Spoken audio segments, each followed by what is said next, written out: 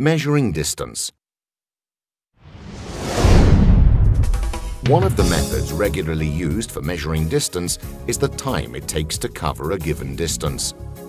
Underwater, this is not a very accurate parameter, in that the speed we travel is never the same, particularly because, during a dive, we often stop to look at something.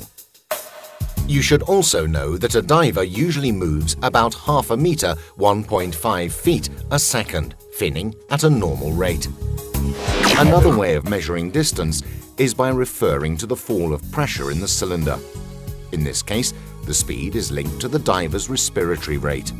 This method is also rather imprecise, but in some particular situations it becomes indispensable, as it firmly links the distance covered to the reserve of air available.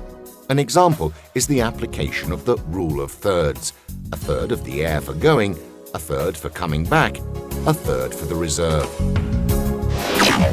A way of measuring distances that even novice divers find easy to use is to count the fin cycles. A fin cycle is intended as a complete stroke of both fins. For instance, taking the position of one of the feet as a reference, a fin cycle is considered complete when that foot returns to its original position. A more precise method for measuring distance is that of using outstretched arms. Distances can be calculated by using the measurement between the tips of your fingers with outstretched arms.